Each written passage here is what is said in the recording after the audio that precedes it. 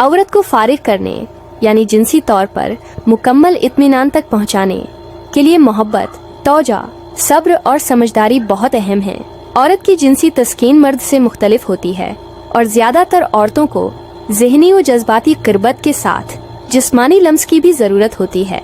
यहाँ औरत को फारिग करने के बेहतरीन और मुअस्सिर तरीक़े बयान किए जा रहे हैं। 1. पेशगी, फोरप्ले बहुत ज़रूरी है। औरत की तस्कीन अक्सर मुबाशरत से पहले के लम्हात पर मुनहसर होती है। बोस व कोनार, गले लगाना, सीने को चूमना, प्यार भरी बातें करना औरत को ज़हनी और जिस्मानी तौर पर तैयार करता है। औरत की शर्मगाह के अर्द गिर्द जैसे कि क्लिटोरस पर आहिस्ता आहिस्ता और नरमी से लम्स देना बहुत मुअस्सिर होता है। 2. क्लिटोरस की तोजा। अक्सर औरतें क्लिटोरस के लम्स या मसाज से फारिग होती हैं। एंगली, ज़बान या ख़ास तरीके से धीमी हरकतों से क्लिटोरस को तहरीक देना बहुत मुअस्सिर है। इस अमल में वक्त लग सकता है, इसलिए जल्दबाजी न करें। 3. ज़बानी मुबाशरत, ओरल सेक्स।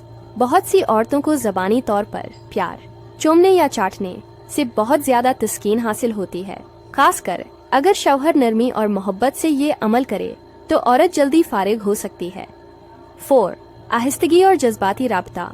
औरत का जहन जब मुकम्मल तौर पर शौहर के साथ जुड़ा हो तब जिस्म भी ज़्यादा रद्देमल देता है।